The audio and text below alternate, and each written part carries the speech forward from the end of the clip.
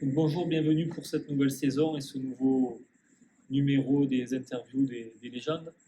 On accueille aujourd'hui quelqu'un qui connaît bien le club, David Mazancini. David, merci d'être venu et d'avoir répondu présent à notre appel. Bon, tu connais un peu le principe des interviews. On va parler de ton passage, de ton long passage à Martigues, de ta carrière quand tu as quitté le club et de ce que tu as fait depuis ton arrêt de football professionnel. Donc toi, tu es Martégal d'origine.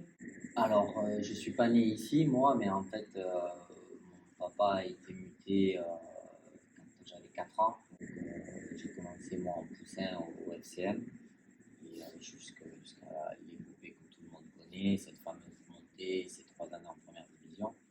Donc, pour le coup, oui, c'est un club que je connais plutôt bien. Tu n'as jamais quitté le club? Jamais. Donc de poussin à les 3 années de première division, et je l'ai quitté le club quand le club est redescendu en deuxième division pour pouvoir continuer. Un pur produit du centre de formation. Je pense qu'on peut dire ça comme ça. Alors, tu es seul dans ce cas-là ou... Gilles Petrucci, est-ce que... Gilles, je sais pas. Guillaume, je crois qu'il est arrivé peut-être en pupille. Après, il faudrait revoir avec eux, mais si je suis pas seul, on ne doit pas être nombreux. On doit pas être nombreux. Ouais. Bon, et c'était important pour toi de signer au FC Martigues et d'avoir cette continuité. Le club t'a permis aussi de progresser. C'était, si tu veux, c'était vraiment un choix parce que ce qu'il faut savoir, c'est que, comme je te disais, mes parents ont été mutés. On a vécu 2 années sur Martigues et très vite, quand j'avais 10 ans, 11 ans, alors que donc, j'avais déjà commencé au FCN, mes parents ont déménagé sur Istres. D'accord. Donc c'était beaucoup plus facile pour moi de continuer à Istres, sur Istres, pour éviter justement à mes parents de faire tous ces allers-retours. Mais bon, tu débutes là, tu as les copains, tu es bien, tu te sens bien. Donc je voulais absolument continuer là. Et puis c'est ce qui fait qu'aujourd'hui, voilà, j'ai eu la chance de pouvoir, j'allais dire, connaître de Poussin, parce que c'est comme ça qu'on les appelait à l'époque. 5-6 ans ça à peu près? Poussin, ouais, ça fait 6-7 ans, je pense, que j'ai même connu un petit peu, alors je sais même plus comment ça s'appelle avant Poussin, tu sais, les plateaux débutants. Les débutants, ok. Voilà, donc un petit peu les débutants. Donc j'avais fait 1 ou 2 plateaux, et puis après, bon, vraiment, tu commences officiellement, on va dire, en Poussin, et jusqu'à ce que tu as connu. Ouais, des années extraordinaires en Ligue 1. Ça fait presque 20 ans donc en tant que licencié au club. Ça fait presque 20 ans parce que je suis parti en 96, donc du coup quand le club est descendu en deuxième division, et j'avais pratiquement 25 ans. Quasiment 20 ans. Quasiment 20 ans. Tu as senti une évolution? Quand tu es jeune, j'allais dire, tu ne prêtes pas attention à tout ça, parce que tu es là, tu es dans ton truc, tu progresses, tu veux progresser, tu es avec tes copains, et puis voilà quoi. Après, à partir du moment où tu rentres au centre de formation, tu commences, j'allais dire, à te sentir concerné par une potentielle carrière, parce que ça reste toujours très aléatoire tout ça, comme tu le sais. Donc, oui, après, bon, j'ai eu la chance très vite d'être incorporé au groupe pro, de participer à des entraînements, tout en continuant ma scolarité en parallèle. C'est vrai que ce n'était pas toujours évident, parce que tu es dans un centre avec des jeunes qui sont, eux, scolarisés qu'au centre de formation. Toi, tu as une scolarité à l'extérieur. D'accord. Donc, voilà, j'allais dire, avec rien d'aménagé pour toi, parce que tu suis... C'était les débuts du centre à Martigues? C'était pratiquement les débuts du centre. Avec Jean-Marie Bianchi, c'est ça? Avec Jean-Marie Bianchi, c'était l'époque de Patrick Londo, enfin voilà. Patrick faisait partie des premiers, j'allais dire, à avoir été au centre. Voilà, on a eu notre génération. Ok. Ton premier match en pro, tu t'en souviens? Premier match en pro, alors je me rappelle le premier match où j'ai été dans le groupe avec eux, et je crois que j'avais pas 18 ans, on était allé à Rodez. J'étais resté sur le banc, alors j'étais parti m'échauffer, tout content, tout excité, mais bon, j'étais pas rentré. Et mon premier match en pro, c'est à Dunkerque. D'accord. Donc là-bas, et on gagne, donc ça se passe plutôt bien. Donc voilà, Et après, avec Paul Pas leur senti. Après, tu quittes plus l'équipe. Après, je quitte plus l'équipe. En fait, Paul me refait confiance. On continue. On a des bons résultats avec des vieux briscards comme Henri. Et voilà. Et puis après, du coup, petit à petit, tu t'adaptes à ce rythme, à ce niveau. Et puis tu progresses. C'était des contrats d'un an que tu avais ou c'est des contrats sur Non, plusieurs années? c'était des contrats, en fait, tu avais enfin, à ce moment-là, et je pense que c'est toujours les termes utilisés, je ne sais pas, mais c'est aspirant, stagiaire et D'accord. après contrat pro. Donc tu signes aspirant, je crois que c'est 2 ans. Après, on avait un contrat stagiaire qui était de 3 ans. Ok. Et après, soit tu passais pro, soit tu rejoignais un peu le milieu un peu plus amateur, on va dire. Donc voilà, mais j'ai fait un peu le parcours normal d'un centre de formation. Ok. Bon, on va parler de tes 4 dernières années qui sont quand même les plus palpitantes au club. Cette année 92-93, donc c'était l'année des 30 ans pour cette année-là. Ouais. Cette année, une année particulière pour. Bon, on a eu l'occasion de se voir, de revoir tout le monde et tout. Une année fantastique. Une année particulière, ouais, forcément, parce qu'on démarre cette saison très bien et on sent qu'il se passe quelque chose, quoi. Au bout de plusieurs journées, on sent qu'il y a vraiment une âme, un état d'esprit et que pour nous battre, il fallait vraiment mettre les moyens, quoi. Alors, on a connu la première défaite relativement tard, je crois que c'est contre Alès, si je ne me trompe pas, mais on sentait vraiment une unité, un groupe. Je ne vais pas dire invincible parce qu'on ne l'a pas été, mais vraiment, j'allais dire, pour nous tomber, il fallait vraiment être très très fort. Et même quand on a perdu, on savait très vite se remettre en question. On n'a jamais parlé, je pense, de monter au bout enfin voilà, même si on était invaincu, même si on était dans le haut du classement. C'était prendre match après match, et puis voilà, c'était se dire, non, voilà, ils veulent nous battre, il va falloir qu'ils soient plus forts que nous, et ce que peu d'équipes ont réussi à faire au final. Donc voilà, après la belle surprise À la fin. à la fin. Donc il y avait du jeu, un vrai collectif, un vrai état d'esprit. C'est les 3 ingrédients qui font qu'une équipe fonctionne Je pense à 100%. Je pense qu'il y avait un petit peu de tout. Il y avait du talent. On a eu, j'allais dire, les dirigeants ont eu le nez creux avec les joueurs qu'on s'est fait prêter, qui avaient beaucoup de talent, beaucoup d'envie. Ils voulaient aussi montrer, parce qu'ils venaient pour la plupart de clubs pro, enfin quand je dis pro, première division, donc ils n'avaient pas encore eu la chance de toucher ce niveau et c'était pour eux important, un tremplin. Donc nous, je pense que voilà, les jeunes formés au club, on avait aussi une certaine qualité. On avait tous l'envie de faire quelque chose. Et quand tout ça est réuni, et que tu as le talent, que tu as l'état d'esprit, je pense qu'au final, ça donne ce que ça donne. Bon, donc on monte ces 3 années de Ligue 1, les trois années pour l'histoire du club, 3 années en Ligue 1, avec des hauts, des bas, des moments fantastiques, notamment la deuxième saison en Ligue 1, et période plus compliquée la dernière. Ouais, forcément, j'allais dire, quand on est le FCM et qu'on rejoint le haut du panier, j'allais dire, on s'attend à avoir des moments un peu difficiles. Ça, c'est indéniable parce qu'on a les moyens qu'on a, qui restent limités comparé aux grosses écuries qu'on pouvait rencontrer. Mais ça a été, j'allais dire, enfin voilà, trois années extraordinaires, et notamment, comme tu disais, la deuxième, où on est pratiquement invaincu, je crois, ici à Turcan. Donc avec des retournements de situation contre Nantes, le futur champion, où on est mené, et Ali marque 2 coups francs, et qui nous permettent j'allais dire, d'accrocher un match nul face au futur champion. Paris qui est venu ici, enfin voilà, donc c'était vraiment, enfin, des moments extraordinaires.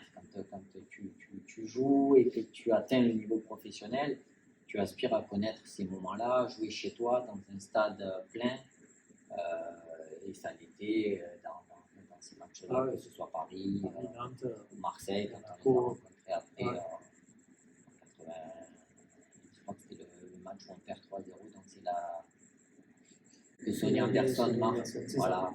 C'est le premier match. Le premier match de Sonny Anderson. Ouais. Après tu pars de Martigues, direction Après, Le Nord.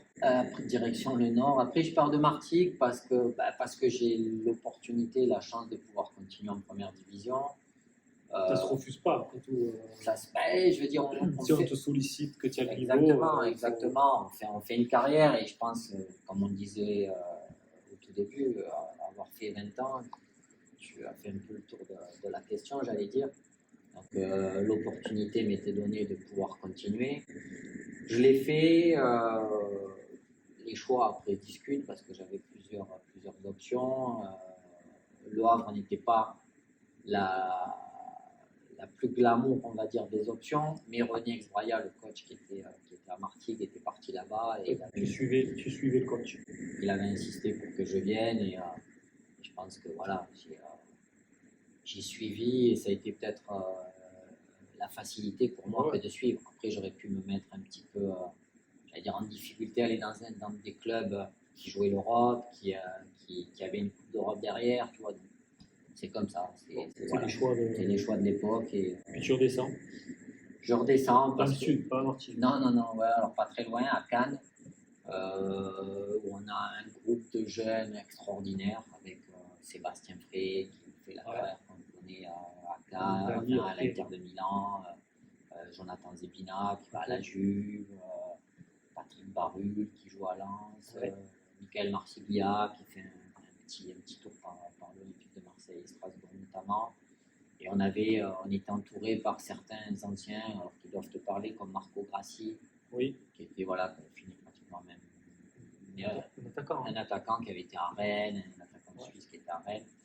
On avait aussi Gérald Vandenbourg qui lui avait été champion d'Europe avec les Pays-Bas en 88. Donc, l'époque de Van Basten, Gullit, Rijkaard, et c'était un des piliers même de cette équipe. Donc, j'allais dire, tout était réuni pour que ça fonctionne.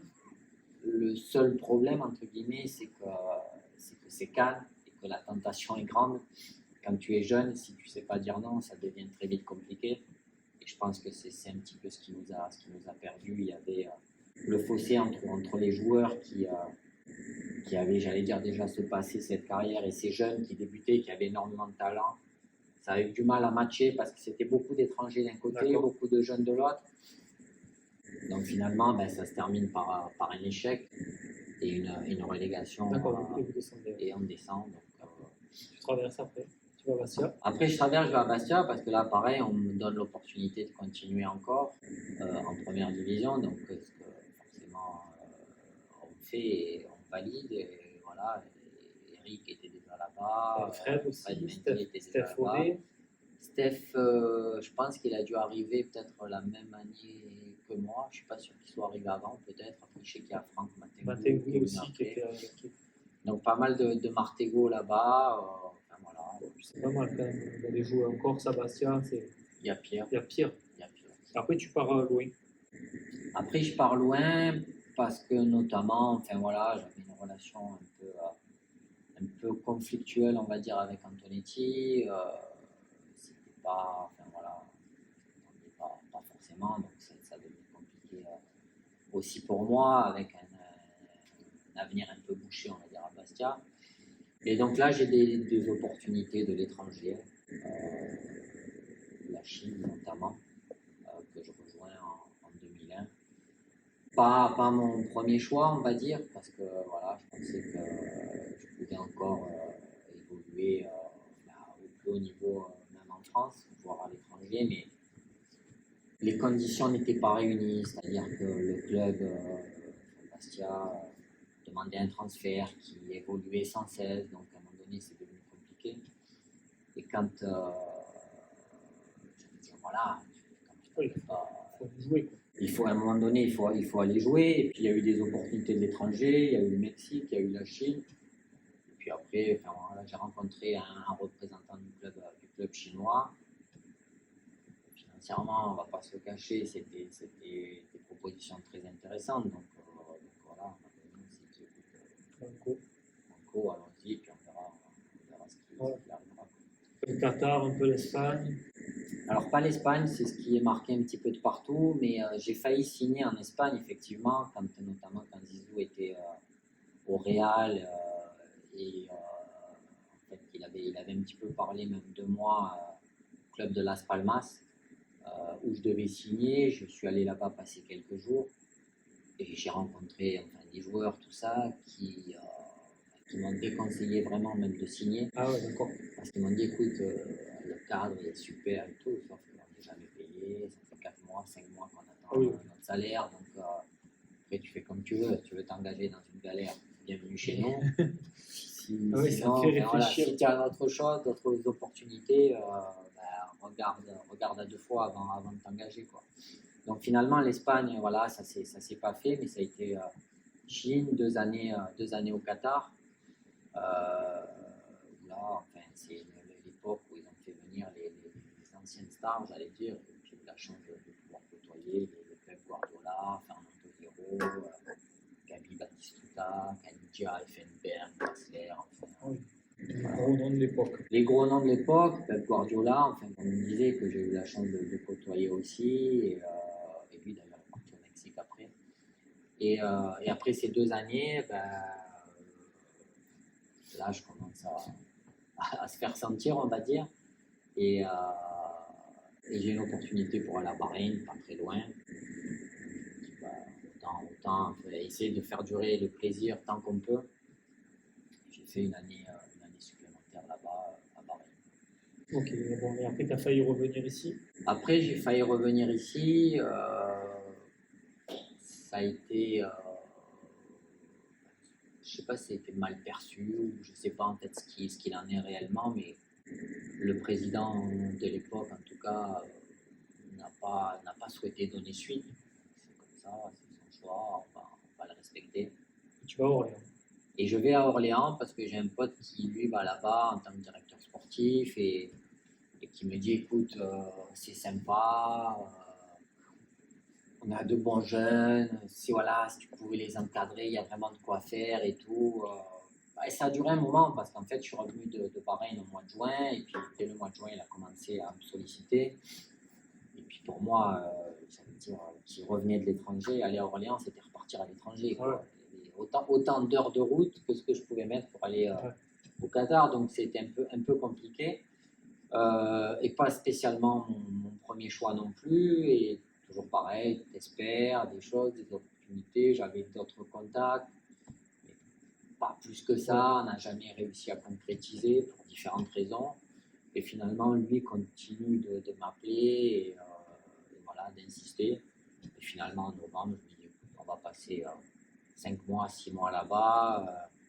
On venait, j'allais dire, j'avais déjà moi ma première fille, mon épouse était enceinte de la seconde et devait accoucher fin 2006, donc l'année à laquelle je rejoins Orléans.